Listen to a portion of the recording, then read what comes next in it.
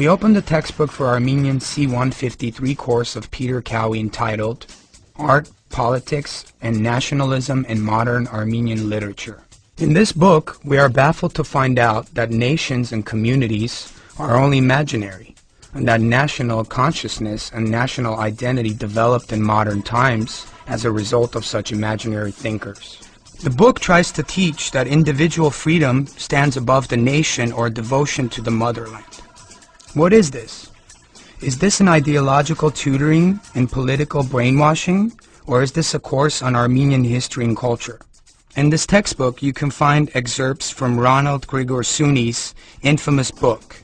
In fact, Peter Cowie's goal is an attempt to decompose the Armenian identity of Armenian students.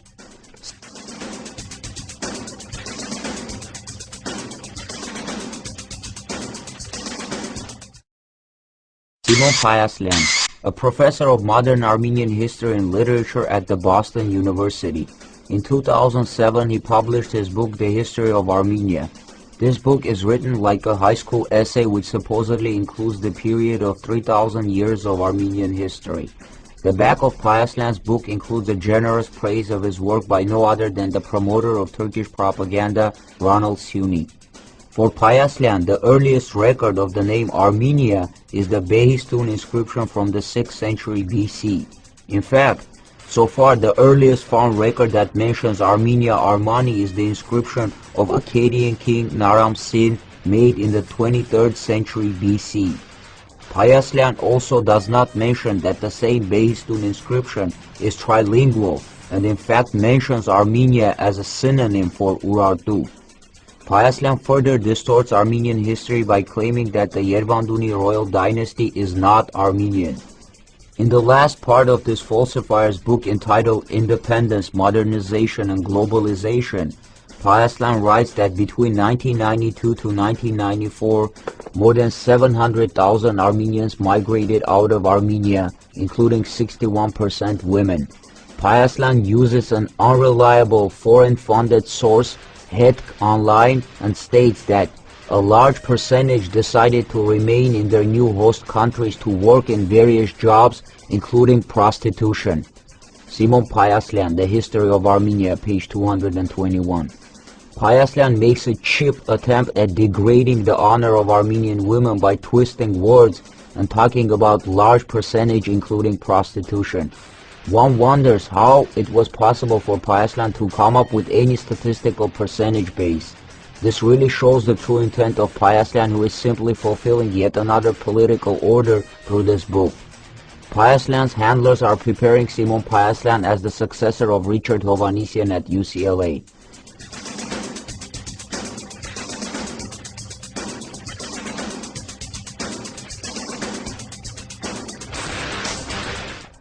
We have to realize that we're not dealing here with individual cases and the likes of Nina Garsoyan, Ronald Suni, Robert Thompson, Richard Hovhannisyan, Peter Cowie, Simon Payaslian, and others. In fact, this is an organized, planned, and systematically implemented anti-scholastic and anti-Armenian political agenda. The existence of the false Armenological school is based on the promotion of the NATO allies of the Anglo-American and Turkish political interests.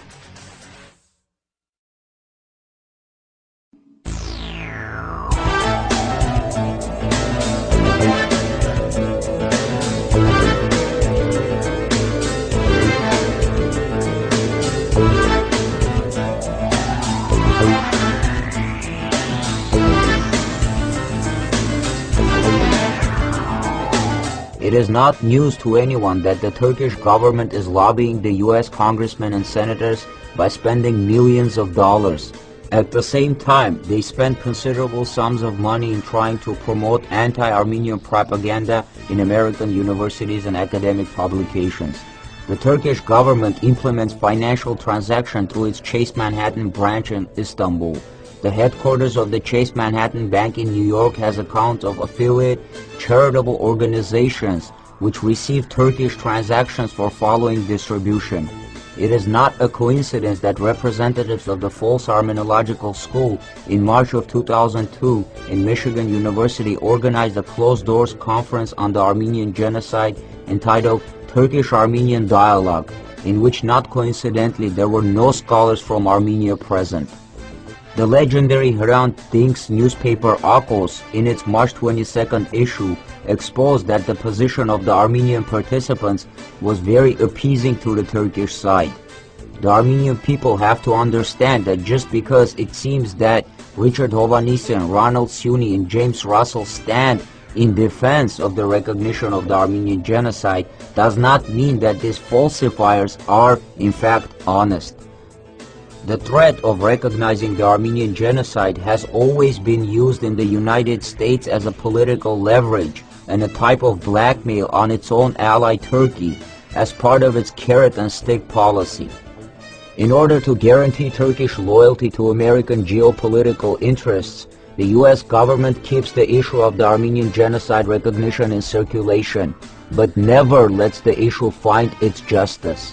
So, Richard Hovhannisyan, Ronald Sunni, and James Russell are permitted to make noise about the Armenian genocide.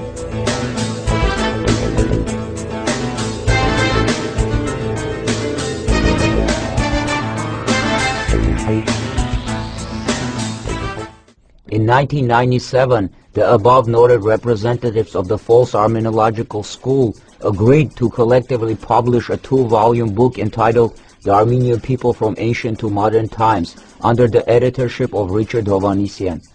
This book was designed as an Armenian studies textbook for the colleges and universities in the United States. This anti-scholastic, full of distortions, anti-Armenian collegial textbook unmasked the false Armenological school and their destructive agenda.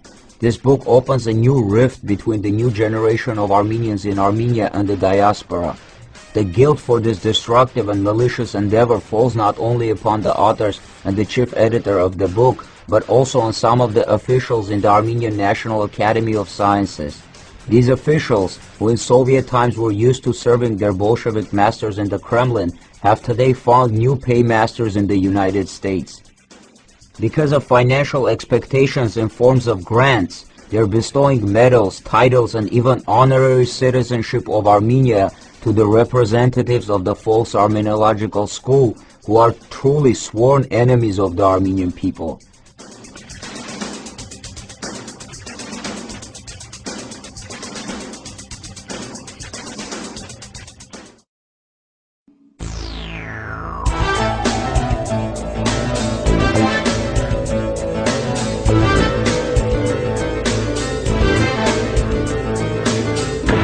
Armenian students of the world, unite. We are the vanguard of the Armenian nation. Demand from your academic consuls to remove from circulation the 2-volume book, The Armenian People from the Ancient to the Modern Times. Demand and write your academic consuls and expose the fact that your Armenian studies professors are complete illiterates who cannot even write a simple 3-page school essay in Armenian. If the above 2 means are not effective, then collectively drop your Armenian studies subjects in the universities, and in written form notify the university administration about the actual reason for your refusal to take the Armenian studies courses. They think they can humiliate, mock and destroy our national identity. They think by brainwashing us they can implement a white genocide. They think they can destroy Armenia in a new way. They think they can cut us from our roots and erase our memory. They were mistaken before, and they are mistaken today.